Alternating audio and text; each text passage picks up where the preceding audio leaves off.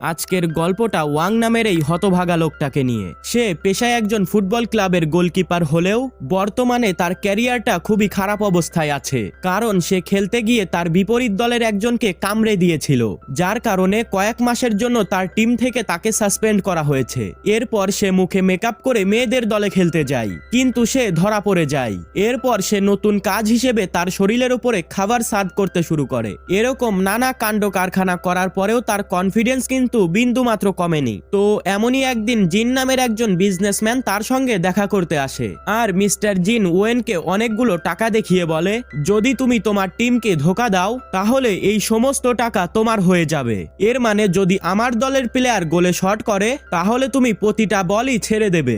যদিও ওয়েনের অনেকগুলো টাকার প্রয়োজন ছিল, কিন্তু সে তার দলের কথা চিন্তা করে জিনের অফার ফিরিয়ে দেয়, আর বলে এর পরের ম্যাচে আমার বিপক্ষ টিমকে আমি একটাও গোল করতে দেব না। মানে সে টাকা তো নেয়ই না, আবার চ্যালেঞ্জ করে যায়। এর পরের দিন সে ফুল কনফিডেন্সের সাথে মাঠে খেলতে নেমে যায়। ম্যাচের শুরুতে ওয়েন একটা অসাধারণ গোল সেভ করে, আর এই কারণে তার কনফিডেন্স আরো বেড়ে যায়। আর এই ওভার কনফিডেন্সের জন্য তার টিম পরপর 5টা গোল খেয়ে হেরে যায়। অপর টিমের প্লেয়ার তাকে কোলে তুলে নিয়ে নাচানাচি করতে শুরু করে, কারণ ওয়াং এর কারণে তারা এই খেলাটা জিততে পেরেছিল। এসব দেখে তাদের টিমের প্লেয়াররা ভাবে ওয়েন হয়তো বিপক্ষ টিমের কাছ থেকে টাকা খেয়ে তাদেরকে হারিয়ে দিয়েছে, আর এই জন্য তাকে দল থেকে পার্মানেন্টলি সাসপেন্ড করে দেওয়া হয়। মানে বুঝতে পারছো, সে যে দলের উপরে ভালোবাসা দেখালো সেটা একদমই বৃথা গেল। এখানে তাকে সব দিক থেকেই লসের মুখোমুখি হতে হলো। যেমন সে জিনের কাছ থেকে টাকা পেল না, ম্যাচ হেরে গেল এবং দল থেকেও বহিষ্কার হয়ে গেল। আর এই কারণে ওয়েন অনেক ডিপ্রেশনে চলে যায়। তখন তার বেস্ট ফ্রেন্ড চুয়ান তাকে বুঝিয়ে শুনিয়ে কোচের কাছে নিয়ে যায়। চুয়ান নিজেও এই টিমের একজন প্লেয়ার। কোচের কাছে যাওয়ার পর চুয়ান সান্ত্বনা পাওয়ার বদলে উল্টো অপমানিত হয়। কোচ তাকে একটা কুকুর দেখিয়ে বলে, দেখো তোমার বদলে আমরা একটা কুকুরকে গোলকিপার হিসেবে রেখেছি, কুকুরটাও তোমার থেকে অনেক ভালো খেলে। বন্ধুর এরকম অপমান চুয়ান মেনে নিতে পারে না, আর সে কোচকে বলে তুমি যদি ওয়ানকে টিমে না নাও তাহলে আমিও ওই টিমে আর খেলবো না। এই কথা শুনে কোচ হেসে বলে, কোনো সমস্যা নেই, তোমরা দুজন এখান থেকে চলে গেলে আরো বেশি ভালো হবে, আমার টিম থেকে নোংরা আবর্জনা দূর হবে। এরপরে কোচ তাদের দুজনকে টিম থেকে বাইরে বের করে দেয়। এরপর তারা দুজন মন খারাপ করে বাড়ি ফেরার পথে হঠাৎ একজন লোক তাদের গাড়ির সামনে এসে অ্যাক্সিডেন্ট করার নাটক করে। একে তো তাদের দুজনের মেজাজ খুবই খারাপ, তারপর ওই লোকের নাটক দেখে তাদের দুজনের মুড আরো বেশি খারাপ হয়ে যায়। এরপর তারা দুইজন গাড়ি থেকে বের হয়ে ওই লোকটাকে ধরে তাদের গাড়ির সঙ্গে 2-3 বার আঘাত করে, আর এরপর তাকে দিয়ে তারা দুইজন গাড়ির গ্লাস পরিষ্কার করে। এমন সময় তাদেরকে শিয়াজু নামের একটা মেয়ে দেখে ফেলে। মেয়েটা মনে করে তারা দুইজন হয়তো ওই লোকটাকে ধরে মারধর করছে, তাই সে তাদের ভিডিও করে সোশ্যাল মিডিয়ায় আপলোড করে দেয়, আর ওয়াং এবং তার বন্ধুকে পুলিশের হাতে তুলে দেয়। সেখান থেকে চিন নামের সেই বিজনেসম্যান তাদের দুজনকে সারিয়ে নিয়ে আসে। এরপর ওয়াংকে সঙ্গে নিয়ে তাদের অফিসের দিকে যেতে শুরু করে। যাওয়ার পথে জিন ওয়াংকে জানায় যে তাকে টাকা অফার করার পিছনে অন্য কোনো টিমকে জেতানোর কোনো উদ্দেশ্যই ছিল না জিনের, সে তো ওয়াং এর সততার পরীক্ষা নিচ্ছিল। অফিসে যাওয়ার পর ওয়াং এর সাথে মিস্টার জিন আর মিস্টার লাই নামের দুজন লোকের সঙ্গে পরিচয় করিয়ে দেয়। তাদের কাছ থেকে ওয়াং জানতে পারে যে তার দাদার একটা ভাই ছিল, যে কিনা পরিবারের সঙ্গে ঝগড়া হওয়ার কারণে সব সময় দূরে থাকতো, আর কিছুদিন আগেই সেই দাদা মারা গেছে। সব থেকে মজার বিষয় হলো সেই দাদার কোনো উত্তরাধিকারী ছিল না, তাই তার দাদা ওয়াংকে তার সব সম্পত্তি দিয়ে গেছে। এই কথা শুনে ওয়াং ভীষণ অবাক হয়। সে আরো বেশি অবাক হয় যখন সে জানতে পারে তার দাদা একজন মাল্টি বিলিয়নার বিজনেসম্যান ছিল। তবে ওই লোকগুলো তাকে এটাও জানায় সম্পত্তি পাওয়ার আগে ওয়াংকে একটা পরীক্ষা দিতে হবে। তার দাদা মৃত্যুর আগে ওয়াং এর জন্য এই পরীক্ষাটা ভেবে রেখেছিল, আর সেই পরীক্ষাটা এমন ছিল যে ওয়াংকে প্রথমে $1 বিলিয়ন দেওয়া হবে, আর সেটা তাকে 1 মাসের মধ্যে খরচ করতে হবে। যদি সে 1 মাসের মধ্যে টাকাটা খরচ করতে পারে তাহলে তাকে $30 বিলিয়ন দেওয়া হবে, অর্থাৎ তার দাদার সমস্ত সম্পত্তি। কিন্তু সে টাকাগুলো ইচ্ছা মতন খরচ করতে পারবে না। টাকাগুলো খরচ করার ক্ষেত্রেও তাকে কিছু শর্ত দেওয়া হয়েছে, যেমন সে কোনো টেকনিক্যাল উপায়ে টাকাগুলো খরচ করতে পারবে না। 1 মাস পর তার নামে কোনো বাড়ি গাড়ি কিংবা কোনো সম্পত্তি থাকা যাবে না, আর সে হাইস্ট 100 জনের বেশি কর্মচারী রাখতে পারবে না। কিন্তু সে তার কর্মচারীদের জন্য যে কোনো অ্যামাউন্ট খরচ করতে পারে, আর সে কোনো জিনিস মার্কেট ভ্যালু থেকে বেশি দামে কিনতে পারবে না। তার বাড়ির জন্য কেনা কোনো জিনিস অযথা সে নষ্ট করতে পারবে না। আর সব থেকে বড় কথা হলো সে এই বিষয়টা কাউকে কোনো কিছুই জানাতে পারবে না। আর যদি ওয়াং এই চ্যালেঞ্জটা অ্যাকসেপ্ট করতে না চায় তাহলে তাকে $10 মিলিয়ন $1 দেওয়া হবে আর বাকি টাকা জিনের ট্রাস্ট ফান্ডে থাকবে, যেটা তারা তিনজনে মিলে ইচ্ছা মতন খরচ করতে পারবে। সবকিছু শুনে ওয়াং তার চ্যালেঞ্জটা একসেপ্ট করতে চায় আর জিনের সাথে একটা এগ্রিমেন্ট সাইন করে। এরপর জিন ওয়াং এর জন্য হায়ার করা একটা অ্যাকাউন্টেন্টকে ডাকে, যে তার খরচের সমস্ত হিসাব রাখবে। আর সেই অ্যাকাউন্টেন্ট আর কেউ নয়, বরং ওয়াংকে থানায় পাঠানো সেই মেয়েটা, অর্থাৎ শিয়াজু। শিয়াজুকে দেখে ওয়াং ভীষণ খুশি হয়, কারণ এই সুবাদে ওয়াং তার উপর প্রতিশোধ নিতে পারবে।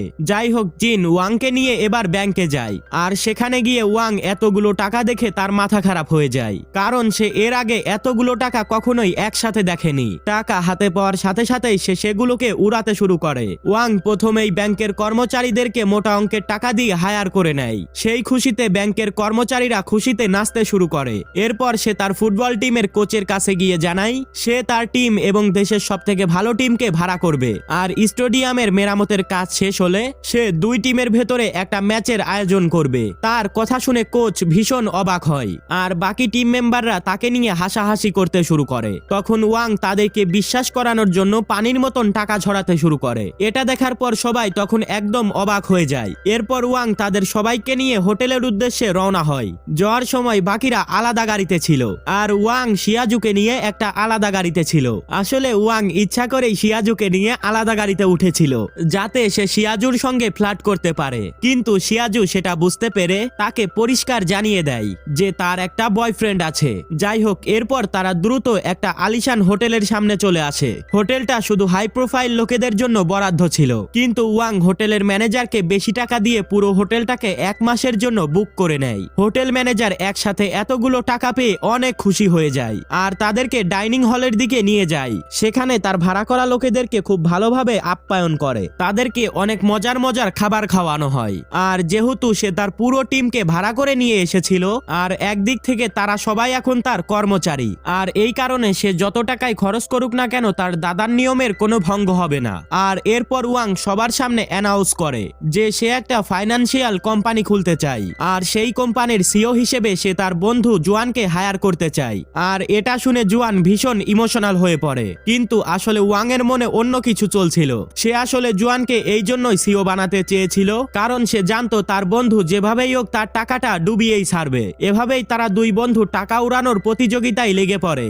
দামি হেয়ার কাট, দামি গাড়ি, দামি পোশাক আশাক পরে তারা এদিকে ওদিকে ঘুরতে শুরু করে। তাদের এভাবে টাকা উড়াতে দেখে শিয়াজু ওয়াং এর কাছে এসে বলে, তুমি যদি এভাবেই টাকা নষ্ট করতে থাকো তাহলে 6 মাসের মধ্যে তোমার সব টাকা শেষ হয়ে যাবে। এই কথা শুনে ওয়াং ভীষণ টেনশনে পড়ে যায়, কারণ তাকে তো 1 মাসের মধ্যে টাকাটা খরচ করতে হবে। এরই মধ্যে সেখানে শিয়াজুর বয়ফ্রেন্ড চলে আসে। ছেলেটা একজন টিচার। সে এসে ওয়াংকে জ্ঞান দিতে থাকে যে পৃথিবীতে টাকাই সবকিছু নয়। তখন ওয়াং গিয়ে সেই ছেলেটার হাতে কিছু টাকা ধরিয়ে দিয়ে বলে, তুমি শিক্ষকতা ছেড়ে আমার বাড়িতে মালি হয়ে যাও। এতগুলো টাকা দেখে সে চাকরি ছেড়ে ওয়াং এর বাড়িতে মালি হিসেবে কাজ করতে রাজি হয়ে যায়। এই কথা শুনে শিয়াজু অনেক রেগে যায় আর তার বয়ফ্রেন্ডের সাথে ব্রেকআপ করে নেয়। এরপর ফাইন্যান্সিয়াল মিটিং এ ওয়ান এই সমস্ত কোম্পানিকে গাদা গাদা টাকা দিয়ে দেয়, যাদের সাকসেস হওয়ার কোনো চান্সই নেই। এরই মধ্যে একজন পাগল ওয়াং এর কাছে তার অদ্ভুত আবিষ্কারের জন্য ফান্ডিং এ আসে। ওয়াং তখন টাকা নষ্ট করার আরো একটা আইডিয়া পেয়ে যায়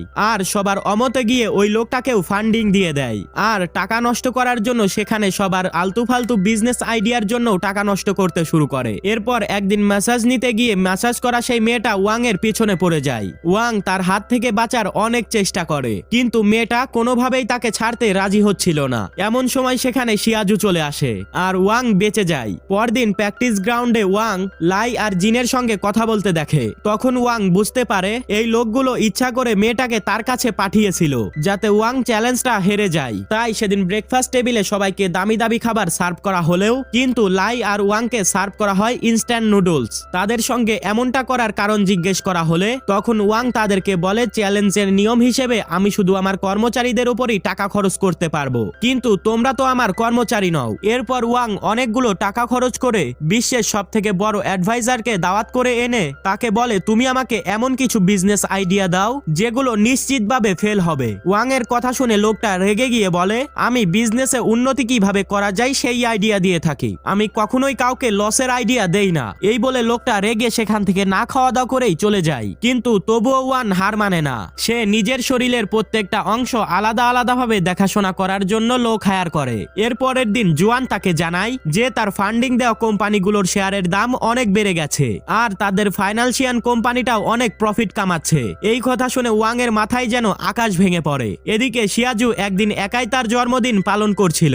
এমন সময় তার বাড়ির ডোরবেলটা বেজে ওঠে। উঠে গিয়ে সে দেখতে পায় তার বয়ফ্রেন্ড তার জন্য ফুল নিয়ে এসেছে। শিয়াজু এটা ভেবে অনেক খুশি হয়ে যায় যে তার বয়ফ্রেন্ড হয়তো তাকে জন্মদিনের উইশ করার জন্য এসেছে, কিন্তু আসলে সে এসেছিল ওয়াং এর কাছ থেকে তার একটা বিজনেস প্ল্যান ফাইনাল করার জন্য।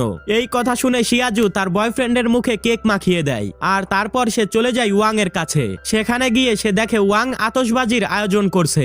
যদিও ওয়াং সেটা নিজের টাকা নষ্ট করার জন্য করছিল, কিন্তু সেটা দেখে শিয়াজু অনেক খুশি হয়ে যায় আর সে ওয়াংকে জানায় আজকে তার জন্মদিন। এটা শুনে ওয়াং সুযোগটা হাতছাড়া করে না। ওয়াং বলে আমি জানি বলেই তো এই আয়োজনটা করেছি।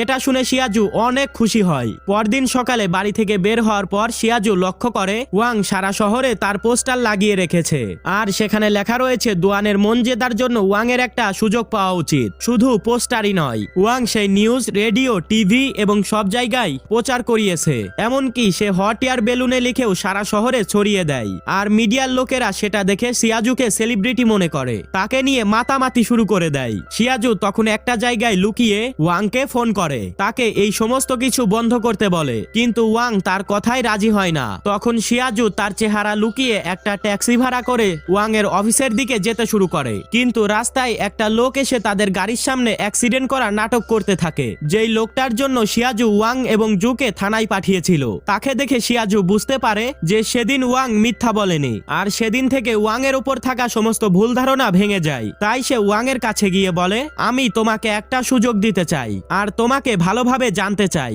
এটা শুনে ওয়াং ভীষণ খুশি হয়ে যায় আর শিয়াজুর জন্য সে একটা প্রাইভেট কনসার্টের আয়োজন করে, যেখানে শিয়াজুর ফেভারিট সিঙ্গারকে ইনভাইট করা হয় পারফর্ম করার জন্য। সেদিন তারা দুজনে মিলে অনেক আনন্দ করে, সাগরের পারে রোমান্টিক ওয়াকেও যায়। পরদিন সকালে ওয়াং প্র্যাকটিস গ্রাউন্ডে গিয়ে দেখে সমস্ত প্লেয়ার প্র্যাকটিস না করে মাঠের ভেতরে নাচানাচি করছে। সেটা দেখে ওয়াং তাদেরকে জিজ্ঞেস করে কি ব্যাপার, এত খুশির কারণ কি? তখন চুয়ান বলে আরে খুশি হব না, আমাদের কোম্পানি $10 বিলিয়ন প্রফিট করেছে। এটা শুনে ওয়াং রেগে আগুন হয়ে যায় আর রাগের মাথায় সে চুয়ানকে জোরে একটা থাপ্পড় মারে আর সে গিয়ে পুলে ঝাঁপ দেয়, কারণ সেই চ্যালেঞ্জের নিয়ম হিসেবে মাস শেষে তার কাছে কোনো টাকা থাকা যাবে না। কিন্তু তার লসের কথা ভেবে খোলা কোম্পানির এত প্রফিট শুনে সে কোনোভাবেই মেনে নিতে পারছিল না। তাই সে আবারও নতুন একটা আইডিয়া বের করে। সে প্রেস কনফারেন্স ডেকে অ্যানাউন্স করে যে তার কোম্পানি মোটা লোকেদের জন্য একটা নতুন স্কিম শুরু করেছে, যেখানে প্রথমে $1 দিয়ে রেজিস্ট্রেশন করতে হবে আর প্রতি গ্রাম ওজন কমানোর জন্য সবাইকে $1 করে দেওয়া হবে। অর্থাৎ কেউ যদি 1 কেজি ওজন কমায় তাহলে সে $1000 পেয়ে যাবে। এই কথা শুনে চীন আর তার সাথীরা অনেক বেশি টেনশনে পড়ে যায়, কিন্তু শর্ত অনুযায়ী এটাও একটা লিগ্যাল বিজনেসের মধ্যে পড়ে, কিন্তু এই জন্য তারা ওয়াংকে বাধা দিতে পারে না। এদিকে এত ভালো স্কিমের কথা শুনে দেশের সব মোটা লোকেরা এসে জয়েন করতে শুরু করে। সারা দেশে এই বিষয়টা নিয়ে হুলুস্থুলুস পড়ে যায় আর সরকার থেকে ওয়াংকে এত ভালো একটা কাজের জন্য পুরস্কৃত করা হয়। পুরস্কার নেওয়ার সময় ওয়াং সবাইকে বলে সে এই কাজটা অন্যদের কথা ভেবে নয়, নিজের কথা ভেবে করছে, কিন্তু সবাই তখন মনে করে সে হয়তো তার মহত্ব লুকানোর জন্য এই কথা বলছে। এভাবেই চলতে চলতে তাদের ফাইনাল ম্যাচের সময় চলে আসে। যদিও ন্যাশনাল টিমের সাপোর্টার অনেক কম ছিল, তবুও তারা অনেক স্টাইলের সাথে হেলিকপ্টারে করে মাঠে আসে। ফাইনালের দিনে অপোজিট টিমের ক্যাপ্টেন জানায় যে তারা চোখ বন্ধ করে ড্যাশিং টিমকে হারিয়ে দেবে। এই কথা শুনে ওয়াং ভীষণ রেগে যায়, নিজের টিমের কাছে গিয়ে বলে তোমরা যা পারো করো, কিন্তু কোনোভাবেই যেন অপোজিট টিম তোমাদের থেকে ডবল গোল না করতে পারে। এই কথা শুনে প্রথমেই তারা মাঠে নেমে ড্যাশিং টিমের একটা প্লেয়ারের কাছে আঘাত পাওয়ার অভিনয় করে। এটা দেখে রেফারি ওই টিমের সব থেকে ভালো প্লেয়ারকে বের করে দেয়, কিন্তু তারপরেও হাফ টাইমের পরে অপোজিট টিম তাদেরকে 8টা গোল করে দেয়। সেটা দেখে হাফ টাইমের পর ড্যাশিং টিমের মেম্বাররা উঠে পড়ে লাগে গোল শোধ করার জন্য, যাতে অপোজিট টিম 10টা গোল না করতে পারে, কারণ ড্যাশিং টিমের লোকেরা 5টা গোল করেছিল। গোল আটকাতে গিয়ে তাদের সবার অবস্থা নাজেহাল হয়ে যায়। তাদের এত কষ্ট দেখে অপোজিট টিমের লোকেরাও তাদেরকে সাপোর্ট করতে শুরু করে। অবশেষে তারা 10 নাম্বার গোল হওয়া থেকে আটকায় আর সেই খুশিতে সবাই আত্মহারা হয়ে যায়। ম্যাচ শেষ হওয়ার পর ওয়াং এর ফোনে শিয়াজুর নাম্বার থেকে একটা কল আসে। ফোনের ওপাশ থেকে একটা অপরিচিত লোক তাকে জানায় সে শিয়াজুকে কিডন্যাপ করেছে আর ওয়াং যদি 2 দিনের মধ্যে কিডন্যাপারকে $10 মিলিয়ন না দেয় তাহলে সে শিয়াজুকে মেরে ফেলবে। এটা শুনে ওয়াং ভীষণ টেনশনে পড়ে যায়। এদিকে শিয়াজুকে বাঁচানোটাও ছিল ভীষণ জরুরি, আবার যদি শিয়াজুকে বাঁচাতে গিয়ে কিডন্যাপারকে টাকাগুলো দিয়ে দেয় তাহলে সেটা ইনলিগাল কাজে খরচ হয়ে যাবে। তার মানে ওয়াং চ্যালেঞ্জটা হেরে যাবে। ওয়াং তখন বুঝে উঠতে পারছিল না তার আসলে কি করা উচিত, তাই সে নিজের মনকে শান্ত করার জন্য পার্টি করতে শুরু করে। আর এদিকে শিয়াজু কিডন্যাপারের সঙ্গে বসে ওয়াং এর জন্য অপেক্ষা করতে থাকে। আসলে শিয়াজুকে তার আপন দাদাই কিডন্যাপ করে নিয়ে গিয়েছিল, কারণ সে দেখতে চাচ্ছিল যে ওয়াং এর কাছে টাকা বেশি বড় নাকি মানুষের জীবন। শিয়াজুর ওয়াং এর উপর সম্পূর্ণ কনফিডেন্স ছিল যে ওয়াং তাকে অবশ্যই বাঁচানোর জন্য আসবে, কিন্তু সকাল পর্যন্ত অপেক্ষা করার পরেও যখন ওয়াং তাকে বাঁচাতে আসে না তখন সবাই মন খারাপ করে এবং সেখান থেকে বেরোনোর সময় তারা দেখতে পায় ওয়াং টাকা নিয়ে এসে তাদের সিঁড়ির উপর বসে কান্না করছে, যেন টাকাগুলো নিয়ে কিডন্যাপার শিয়াজুকে ছেড়ে দেয়। এমন সময় তার সামনে তার দাদার শেষ ভিডিওটা চালানো হয়, যেখানে বলা হয়েছিল ওয়াং তার সমস্ত সম্পত্তির মালিক হয়ে গেছে। ওয়াং এটা শুনে অনেক বেশি খুশি হয়ে যায়, আর খুশি হয়ে সে শিয়াজুকে নিয়ে ভ্যাকেশনে চলে যায়। সেখান থেকে ফেরার পরে জানা যায় শিয়াজু প্রেগনেন্ট। এরপর তারা দুজন একটা উকিলের কাছে গিয়ে জানতে পারে যে তারা তাদের সমস্ত সম্পত্তি দান করে দিতে চায়। তখন শিয়াজুর মনে পড়ে যে তাদের নিজেদের বাচ্চার জন্য কিছু টাকা রেখে দেওয়া উচিত, তাই তারা দুজনে মিলে তখন হিসাব করতে থাকে যে তাদের বাচ্চাকে লালন পালন করার জন্য কত টাকা প্রয়োজন। হিসাব করতে করতে একটা সময় তারা দেখে যে তাদের কাছে দান করার মতন আর কোনো টাকাই বেঁচে নেই, আর সেখান থেকে ফিরে আসে। আর এই ঘটনার মধ্যে দিয়ে আমাদের আজকের গল্প এখানেই শেষ হয়ে যায়। তো বন্ধুরা, কেমন লাগলো আজকের ভিডিওটা ভালো লাগলে লাইক সাবস্ক্রাইব করতে ভুলবেন না। ভিডিওটা সম্পূর্ণ দেখার জন্য ধন্যবাদ।